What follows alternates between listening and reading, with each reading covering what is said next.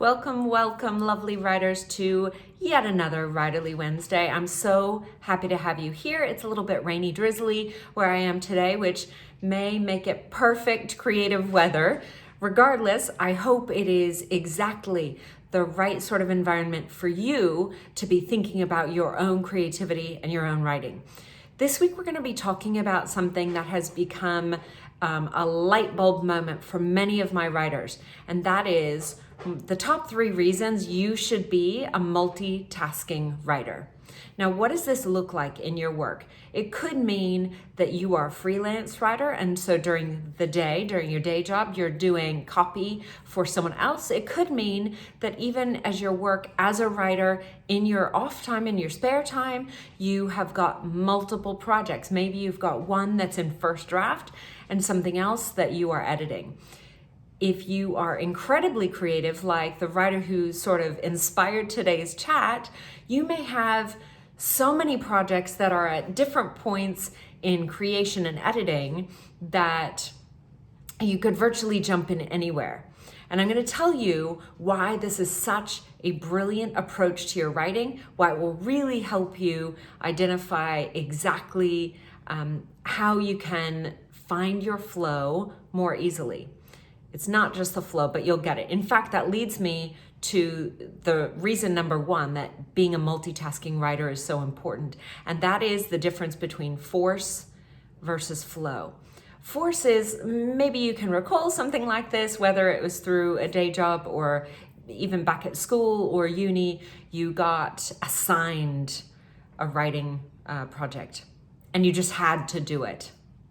How miserable was that? I mean, maybe it was okay if you really liked the topic, but inevitably you would have had that experience where somebody tells you what to write and you are feeling like, I have to. You could write something fairly good, I'm sure, especially if you're really good at your craft, or you're learning and growing, or you already inherently understood how to tap into something that connected you to it. But most of the time, this doesn't produce the kind of writing that I know you can produce.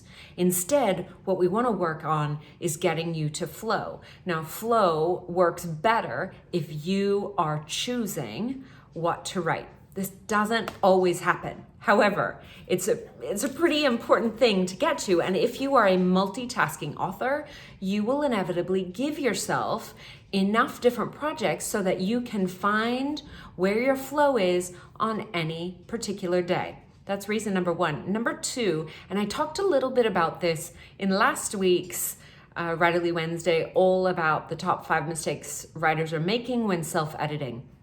And that was the mistake around space and perspective.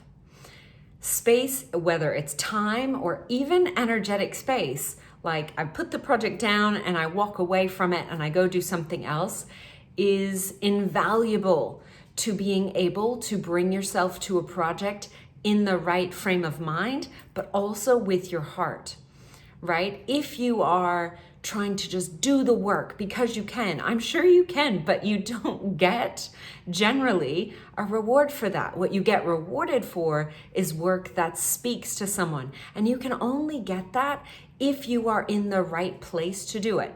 Sometimes we need to take space from a particular project, and being a multitasking author means you've got another project you can work on. Maybe, like my prolific writer, you've got so many projects on the go that once you've had a little bit of space from it, it comes back to you. That's a clear indicator that that's the one to work on, right? She had an example. I was having a conversation today with her, and she had this project that she'd outlined, I'm not even sure how long ago, maybe 18 months ago, maybe a little bit more, and it sounded great.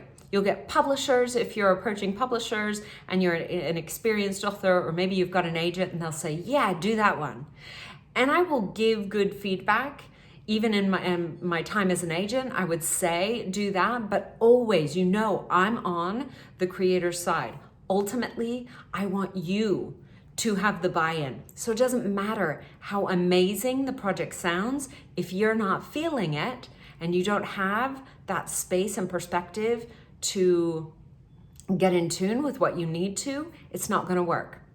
Here's another example. Sometimes we just need an escape from the outside world, and that can be a perfect project to work on. And other times we want the project that can help us try to transform and resolve some of the things that we're going through in the outside world, rather, or in our relationships, right? So you need to have the space and perspective to figure out which project to go with at which time. Sometimes we need to maybe put shutters around our heart for a bit and go back and do something that feels a little bit more cerebral, like an edit, although there is a massive creative component in that too. But you get what I'm saying. Being a multitasking author means you are solving that problem for yourself so you can move forward with a project or multiple projects much more quickly because you are finding your own energetic connection, which sort of leads me to the last one. And that is, being a multitasking author helps you by being able to be in alignment. One of my favorite quotes, if you've been around here for a while, I don't know if I say it in every single episode, but I say it a lot. And that is, tears in the writer, tears in the reader, laughter in the writer, laughter in the reader. Robert Frost's Chestnut, and I don't even know if I swapped those, but you get the meaning behind it, right? You as the creator need to be connected to your writing. You need to be in alignment with what you are writing. And sometimes if you only have one project at a time, you just aren't. It doesn't mean there's anything wrong with you. It doesn't mean you need to force it. In fact, going back to number one, that's the wrong way. The best idea for moving forward, especially to be the writer that I know you want to be, is to have multiple projects you're working on so you can find alignment with one of them at any given time, right? This is an inside job. Writing is an inside job. And so things like flow and perspective and alignment are of primary importance. We can fix grammar, we can fix spelling, we can fix structure even. But me, as an editor, as a former agent, just as a champion of writers, I can't fix alignment. It's there or it's not. And I want you to be able to experience that. Maybe think back to a time where you felt especially aligned with a piece of work in that moment you were writing it. What sort of response did you get from readers? I bet it was better than some other technically really good writing, but just disconnected. I mean, I'm not sure. Maybe you can argue with me. If you want to do that, please put it down in the comments. As always, if you have a topic for a future Writerly Wednesday, please share it with me, either in the comments or you can send me an email, anjanette@storyislife.com. I'd also love to hear from you. Have you made the transition from single-focused writer to multitasking writer? And what does it feel like? Have you got multiple projects on the go? And how do you manage it? Do you feel like a better writer now than you did when you thought single focus? I would love to hear from you, or if you've got any other tips and tricks that you want to share with other writers, I'm sure they would love that as well. Of course, as always, if you don't already, please hit that subscribe button. Hit the bell if you want to get notified of every new incoming Writerly Wednesday or any other videos that I post up. And of course, I would love it if you would like this video. Of course, you could hit unlike if you want. Just connect with it. That's what we want. Give me some direction. But of course, no matter where you are in the world or on your writerly path, I hope you honor yourself by spending a little bit of time with your writing right now. It's a perfect time. Until next week, wishing you a beautiful writerly session or several, and I'll talk to you all again soon. Bye.